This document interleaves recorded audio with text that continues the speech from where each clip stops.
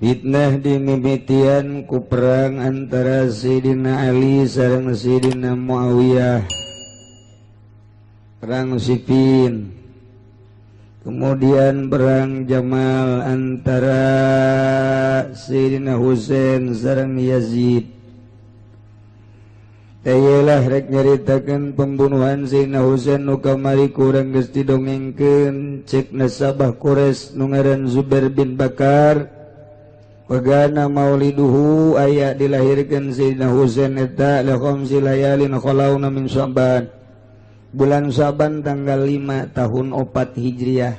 Kangjeng Nabi hijrah ti Mekah ka Madinah menang 4 tahun. Ti bulan Syaban eta lahirlah Sayyidina Husain.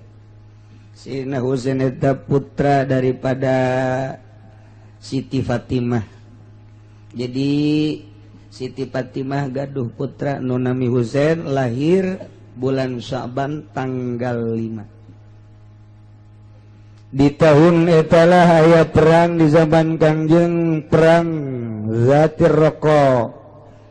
Di tahun eta kusuratul salat mulai dikosor salat. Di tahun eta Kangjeng Rasul, Kangjeng Nabi rarabi nikah ka Nyi Ummi Salamah. Tahunan kelahiran Sayyidina Husain.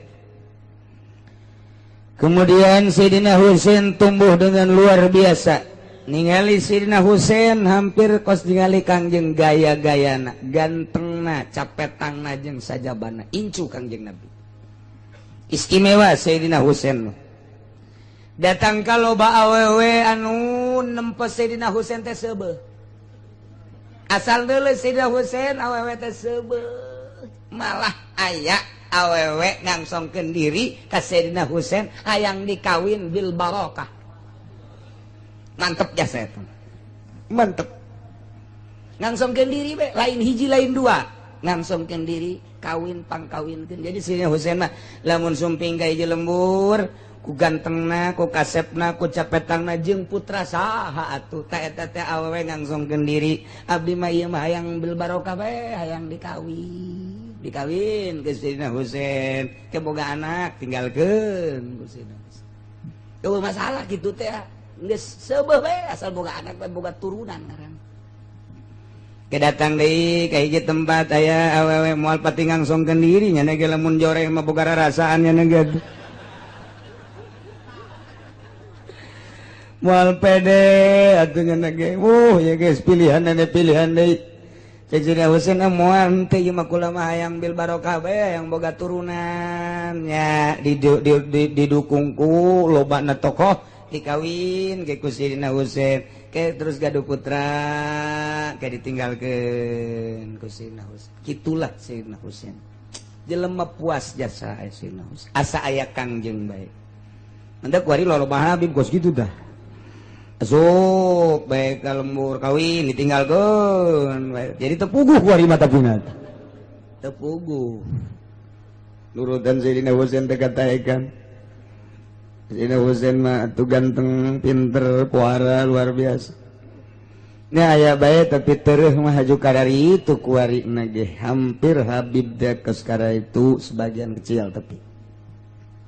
Nah, wattafaqu ala annahu qutila. Ittifaq ahli tarikh, ahli sejarah bahwa Sayyidina Husain terbunuh yaum Asyura tanggal 10 bulan Muharram tahun 61.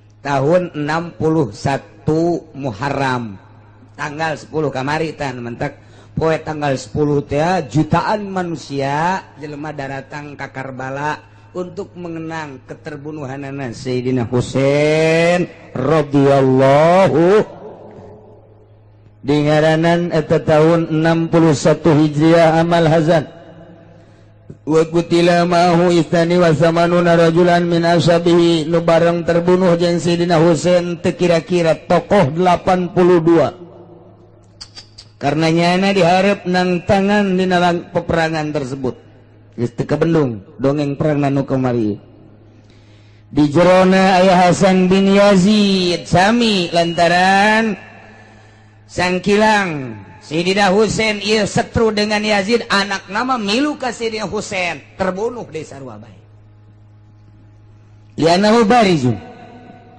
wa qutila ma'al Husain, dibunuh babarengan jeung Husain eta iya tu Hasan bin Yazid. Summa qutila jami'u banihi, wabeh dibeakeun anak Sayyidina Husain nu mana di mana bae ayana beakeun dibunuh bae kabeh.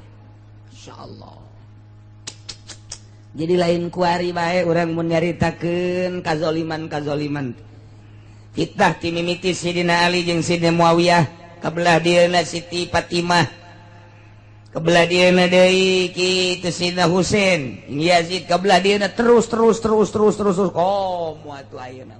Saha anu muncul dek memperjuangkeun agama geus kieu bae monitor Amerika kuari. Indonesia teh geus didelekeun bae di monitor Amerika unggal poe, Malaysia didelekeun aya monitor. Di dunia teh anu boga monitor model kitu ngan hiji-hijina Amerika doang. Batur teu meunang nyieun, asal nyieun dibom. Teu meunang nyieun atom, asal nyieun dibom. Teu meunang ngaleuwihannya nyana teh deuk jadi polisi dunia. Nu mantap kamari Irak dibom teh kapan aya itu senjata biologi. Padahal mah wallahu alam. Tapi nu jelas mah aya namangan ketika kamari ditelusuri kan dibom bae lain eta maksudna mah memperjuangkan agamana, napas agamana nu ulah aya ngadak Indonesia saya sieun jasa asal aya baik di partai maupun di organisasi anu ngomong agama geus Indonesia lu sieun. Sebab Amerika telepon ke presiden, jangan biarkan tangkap. Masya Allah, ndek kumaha dakwahna, ndek kumaha mantak orang menungguan ge jelema anu endek ngamajukeun bangsa nagara jeung agama teh anu ditungguan teh eta encan aya bae encan aya yeuh piningit. Masya Allah, encan aya yeuh kesatria encan aya. Iraha kiai ayana engke bakal aya tetep kuari keur tapake nih jelemana. Keur tapake nih. Henteu bisa, henteu tapak mah moal bisa. Tetep bae kudu nu tapak bae Kangjeng Nabi baheula tapak di luhur. Pun ka handap eta teh jadi pejuang tapak heula. Memeh umur 40 tahun tapak naik gunung turun. 3 poe turun, seminggu turun, kadang 15 poe turun eta ngaranna tapak. Terus Bung Karno, tempat pertapaanan nanti luar biasa. Gus Dur tukang tapa. Soeharto sarua bae walaupun kejawen nyana tapa. Soeharto mantap kuat teger. Sanajan haju korupsi ke belah dieu kaajak ku babaturanana. Tapa. Tah, Gus Dur atuh sarua bae tapa. Megawati lantaran teu tapa sakedeuk. Tetep bae teu. Jadi pemimpin Indonesia mah kudu pertapa. Sebab di Indonesia mah nu baheula kuat teh ieu pendidikan pondok pesantren. Di zaman Belanda teh can aya sakola nu aya pondok pesantren, raja-raja teh mah santren. Urang bacaan coba ge sejarah raja Jawa, Jawa Timur, Jawa Tengah, Jawa Barat kabeh malah santren. Jadi pendidikan nu paling tiheula teh pondok pesantren. Baca geura baheula kula keur sakola zaman kan Arok. Zaman Empu Sindok. Iya tuh pesantren terus datang ke kuari. Nah, iya timbul aya pendidikan formal nu kuari teu saimbang lantaran pendidikan batin. Raja-raja baheula teh bisa perang bisa damai lantaran batinna luar biasa. Mun urang nyaritakeun raja baheula aya aturan gunung diangkat pan ku leungeun. Gunung teh diangkat ku leungeun, lain alagaan baheula. Aya anak raja gering kemudian kudu di kitu ubaran nu bisa ngubaran aya ge hiji dangdaunan nu aya di gunung eta teh apan gunungna diangkat kan set dibawa ka raja tah pilih bae cenah tah mana cokot eta digaditukeun deui. Masya Allah ya terus disusul ku zaman kewalian atuh ahli tapa kabeh ahli tapa. Kuari mah ulah kudu tapa di gunung, ulah kudu tapa di leuweung, tapa kredit bae. Tapa kredit jeung tanpa ulah narima duit di pamarentah, geus jadi wali teh budak teh. Ulah merengket bae geus merengket mun aya pamarentah mawakeun duit ka dinya. Leutik amat.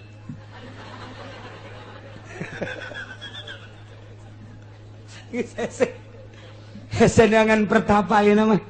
Masyaallah nu mandak nu mantak kiai ngaharamkeun ku ari ngaluarkeun torekat ngaharamkeun aya ge muktamar torekat di zaman Ki Hasyim Asy'ari dilanjutkeun di zaman Gus Dur eta teh muktamar Gus Dur mah nyaho kabeh torekat teh setelah ditutup engke cak Gus Dur teh jangan dikembangkan ngan nyana nyaritakeun seluruh torekat nu aya di dunia dan nu aya di Indonesia teh dicaritakeun ku nyana ngan pengembangan nama ulah nu enggeus mah enggeus tinggal diteruskeun ulah dikembangkeun sebab saha jelemana menyak wari jelema norekat teh aju eta kos kitu tadi jore jasa eta teh tapi nyana nyahoeun titik-titik torekat teh Gus Dur nyahoeun titik-titik torekat teh nyahoeun di Indonesia di mana sebab nyana mah geus mas kitu mas kitu teh naon wallahu alam nah iya keur carita itu keturunan Sayyidah Husain dipangkas kabeh kutila jami'u banihi beak kabeh nya sahiji doang illa aliyan al musamma bi Zainil Abidin ieu nu nerus ka dia zikir teh Zainal Abidin terus eta lantarannya nama ditangkep gering painahu kana maridon teu nentangnya nama teu milu perang gering waktu eta aya bagus teh gering tur ditangkep pau kita asiron badlaqati abihi sabada dipayahan bapakna jeung dulur-dulurna kabeh nyana doang lantaran gering dijadikeunlah boyongan perang aman kabelah dina terus tanun terus teh tidinya terus di Zainal Abidin terus kabelah lobana habaib lobana syarifah kuari eta teh nyesa hiji doang Ali nu ngaran Ali nu terkenal Zainal Abidin terus datang ka kiwari wa qutila faru ihwatil Husain wa bani amamihi dipangkas deui dibunuh seseurna dulur Sina Husain berikut turunan paman-pamanna nu mantak ayana zamanainu ibki bi ibratin wa awilin wan nabiyyin adabti ala rasul mata ngalengis anjeun neteskeun cai mata ceurik anjeun dengan membaca sejarah Sayyidina Husain berbagai ibrah wa awilin wan nabi nalangsa anjeun nyeluk anjeun nagero katurunan Kangjeng Rasul kacaritakeun mun urang nyaritakeun Sayyidina Husain nyambung jeung turunan Kangjeng Rasul beak kabeh waktu harita dipangkas tinggal mata bae sedih keturunan Kangjeng Rasul teu aya sabatun kuluhum li solbi Ali nu tujuh eta teh turunan Sayyidina Ali qad usibu geus maot kabeh tinggal hiji wa tisatun li ukel nu salapan mah keturunan ukel beak kabeh tina hiji rahasia Allah nembus terus datang ka kiwari datang ka terus alhamdulillahirabbil alamin lamun di dunia kuari eueuh turunan Kangjeng Rasul andai kata di Mekah di Madinah, di Irak, di Mesir, di belahan itu kitu kedeh di belahan urang termasuk di Amerika di Inggris mun eueuh turunan Kangjeng Rasul wallahu a'lam ieu teh ku nyebarna turunan Kangjeng Rasul bae alhamdulillah kaunggal nagara jadi teger perasaan beda geura ge urang lamun berhadapan jeung Habib mah beda artina beda teh kumaha endeukna mawana ka tauhid bae nyana mah endeukna ka tauhid sanajan jelema mah mabok Mabe baloba nu mabok nu zina tuh sarua beja jelemanya nage. Ketika mabok ketika zina tapi tak we ngomongna bertauhid bae eta Habib. Bedana kosi sebabnya nama memang zatiahna logamna aslinya nama memang keturunan Kangjeng Nabi urang Kangjeng Nabi Muhammad sallallahu alaihi wasallam beda bae. Ngan urang teresep teh ka akhlakna, teresep teh ka etikana. Adapun zatiahna mah atuh mulia. Nu mantak teu eureun-eureun nya mah dakwah cicing di mana dek ngembangkeun agama cicing di mana dek ngembangkeun agama nu mantak lamun geus mulusna Habib mah kajen gugum ge asal ret inget ka Gusti Allah mulai nya nanggeus hudang ti peuting moal kebal jadi wali sakedeung Habib mah asal beneran tat iceus geus urang mah pan ieu sok kitang digosokan ge hideung deui digosok atuh barlen jiana digosok pae mencereng kanginan we pan hideung deui komo atuh kacayan mah atuh geus busem tapi Habib mah saset ya poles herang bae herang bae mantak ulama nu teger cak Kangjeng Nabi ieu bakalna turunan kula bae sanajan rentul ulama nu lain turunan kula mah beak ku sekupi bakalan tah gitu bab Kangjeng Nabi nyarita cukup al ulama warasatul anbiya pewaris Nabi ilmuna mual kuat nyekelan ilmu Nabi mun lain turunan Nabi dina bisana tetep ngolembar bae di mana bae di dunia di Timur Tengahna di ASEANna di Eropahna di Amerikana di Australiana anu teger jekelan ilmu Kangjeng Rasul turunan Kangjeng Rasul teliti kurang teliti aya kiai di Pandeglang gagah amat teliti pasti kadituna nyambung ka Kangjeng Rasul Jawa Tengah teliti aya ieu gagah amat pasti kadituna nyambung ka Kangjeng Rasul aya gagah amat ieu aju benang ku sekupi lain dageun aja lain oh hancur ku sekupi doang hancur ku partai doang hancur moal bisa tapi lamun teger bae henteu mamri di partai di organisasi dawat api nyanana teger bae oh lain sembarangan sebab logamna asli emas entek di urang alhamdulillah emas buah loba jasa aduh ngabetan malulu teh emas nah iyalah orang kerjarita tentang kematian wafatna terbunuhna Sayyidina Husain mudah-mudahan orang kabehan aya di bawah bendera zuriat Kangjeng Rasul dihijikeun jeung para turunan Kangjeng Rasul belah dituna urang ngahiji jeung Kangjeng Rasul sehingga orang menang syafaatul uzma disalametkeun ku Gusti Allah bi barokati ummil Quran al-Fatihah bismillahirrahmanirrahim alhamdulillahirabbil alamin iyyaka na'budu wa iyyaka nasta'in shiratal mustaqim shiratal ladzina an'amta 'alaihim a'udzu billahi minasy syaithanir rajim bismillahirrahmanirrahim wa kana al-Hasan wal Basri radhiyallahu anhu yaqul lana sabab Kiai Hasan Basri muga nilar benu safallahu anhu saking Kiai Hasan iku ngucap ya Hasan ucap-ucap ing lapad kutila ma'al Husain dan bunuh sumertane Sayyidina Husain ibni Aliin kang putra lanang Ali sittata asyara rajulan min ahli baiti opon 16 apane rajulan wong lanang kang tetep saking ahli baiti Husain lam yakun ala wajil ardi lahum syarihun kang orana ana ikut tetep ing atas latar bumi lahum gadue ahli bait opo kang nyarupani Ogola gairulan ucap sapalian Hasan al-Basri naun satu negalaguan kutila ma'al Husain kuden bunuh sumertana Sayyidina Husain bin Ali min waladihi kang tetap saking anak Husain wa yakhwatihi lan birang-birang dulure Husain wa ahli baitihi lan ahli bait Husain 23 rajulan apa 20 lanang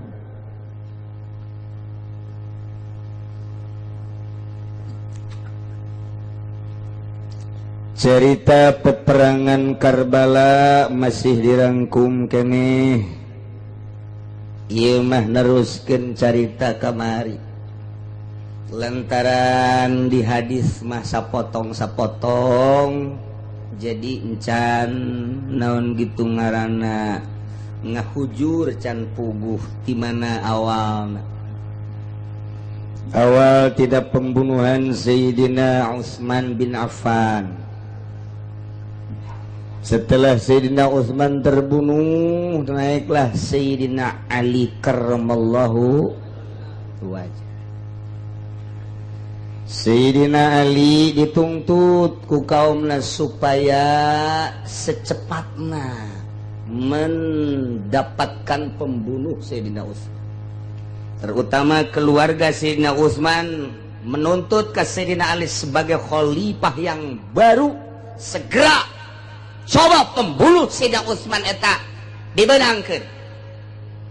Tapi Sayyidina Ali sibuk dengan pengaturan-pengaturan nu lain. Anggapan Sayyidina Ali lantaran lah atuh soal pembunuhan mah geus teu kudu diperbesar.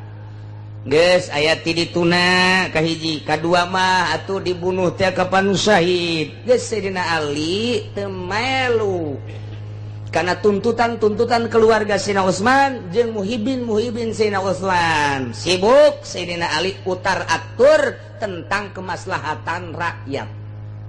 Sayyidina Ali ayana di Kufah otomatis kuarin nuntut ke Sayyidina Muawiyah lantaran Sayyidina Muawiyah teh anu hayang jadi gubernur saat eta dituntut Sayyidina Muawiyah. Coba lantaran Sayyidina Ali teh geus teu mampu ngayakeun pembunuh, ngahasilkeun pembunuh nu ngabunuh Sayyidina Utsman. Coba ayeuna Sayyidina Muawiyah lantaran Sayyidina Muawiyah mah di dinya teh can boga wilayah, artina malah ngajebian, ngahurung-hurung teu kudu kakulah Ali.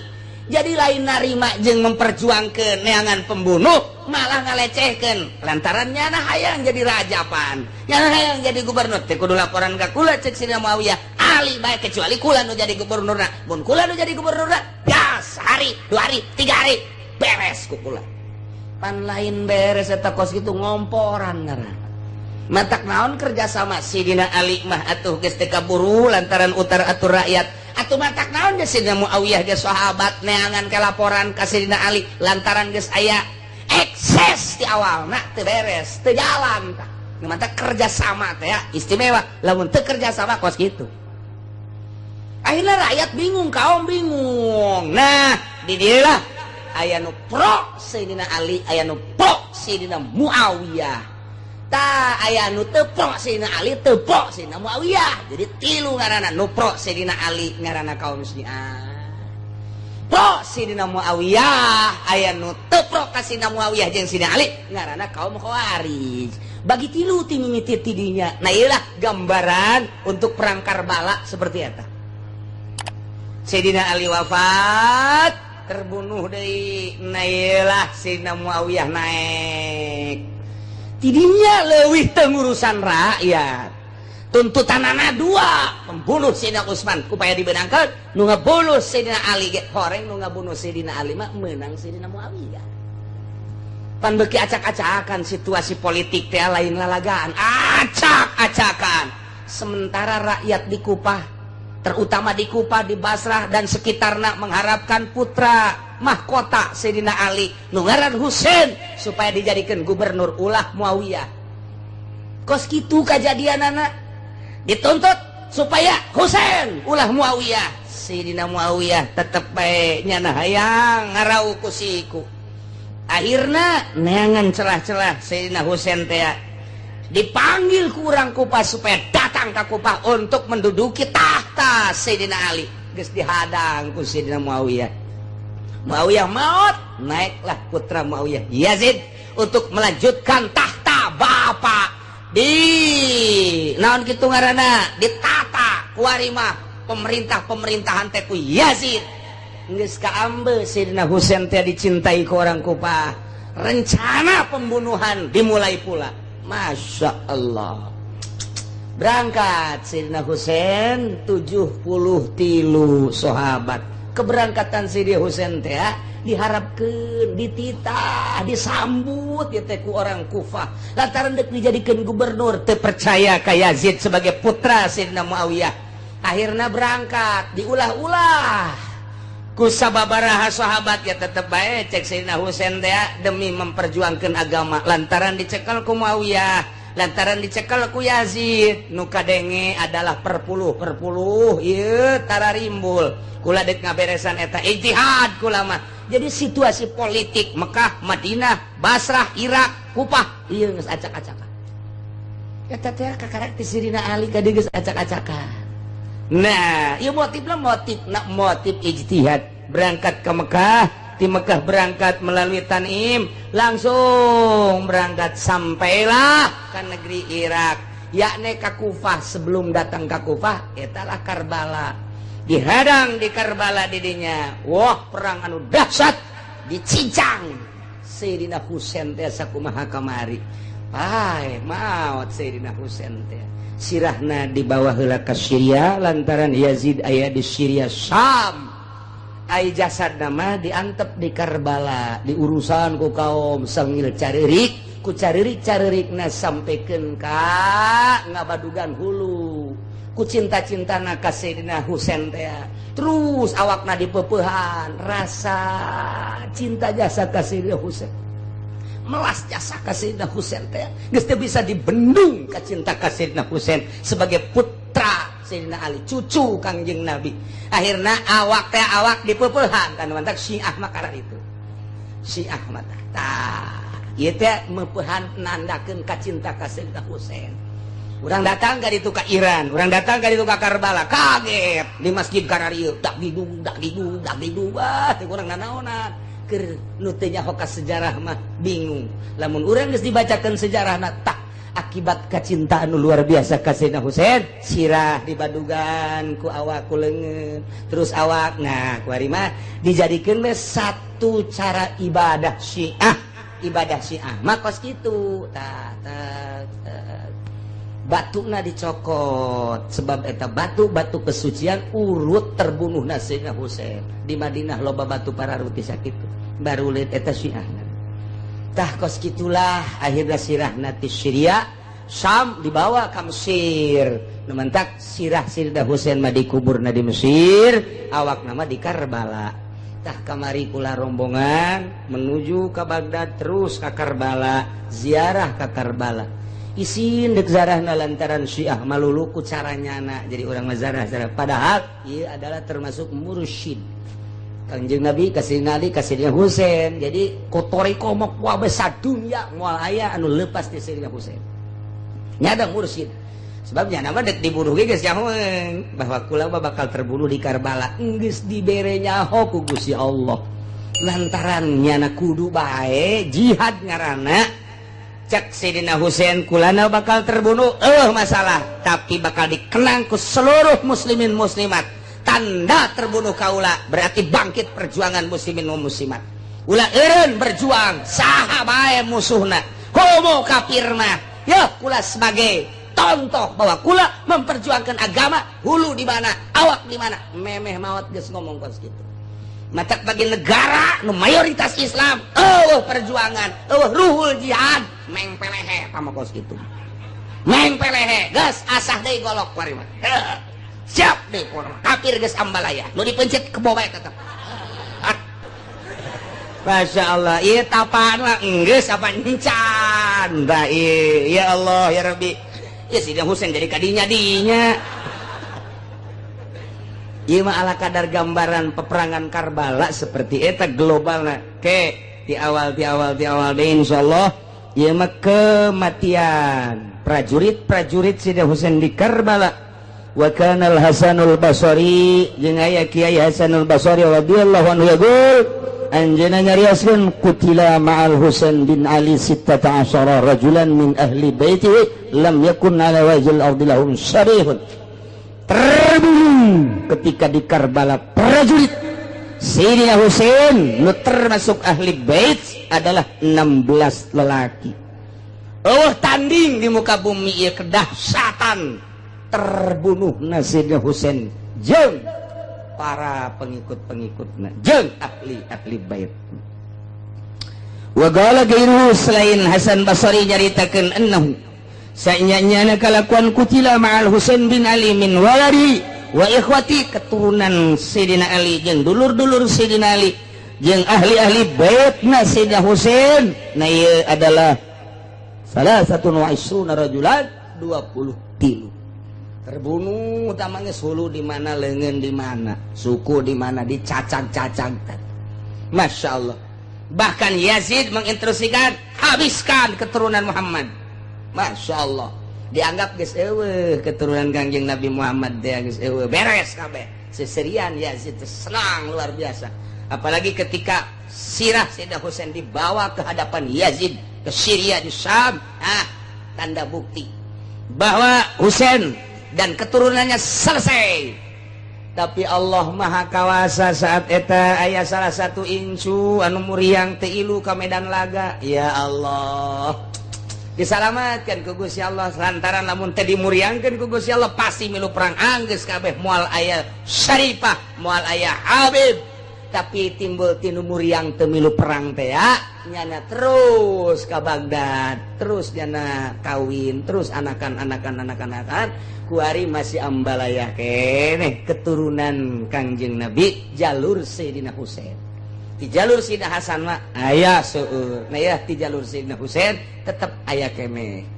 Nah kos kitulah ala kadar gambaran perang Karbala lamun urang geus ka Karbala kabayang di Karbala kadinya boh pohara jasa indahna kuburan bangunan dan lain sebagainya ngan nu beda teh cara ziarahna hungkul nya nama di lawang nangis dicium cara Syiah teh kos kitu ke ka kuburanna dicium kadang-kadang sujud di hareupeun kuburan etalah nu janggal bagi urang mah ku biasa bae ziarah biasa akhirnya mah urang deg diuk gitu jadi lantaran ribuan manusia nu ziarah ganti carana seperti kitu bae kabeh geus urang ngan sakadar liwat lah Allah mah maha uninga Sina Husein ge waliullah bahkan kutubul aulia nyana apaleun urang datang urang babacaan urang cintaeun ka nyana nu berbeda adalah cara ziarahna di Karbala nu sangat menyolok perbedaanna jeung ahli sunnah wal jamaah. Urang mudah-mudahan aya di bawah bendera Sayyidina Husein, di bawah bendera Sayyidina Ali, di bawah bendera Kangjeng Nabi, di bawah bendera la ilaha illallah Muhammadur Rasulullah. Wallahu a'lam.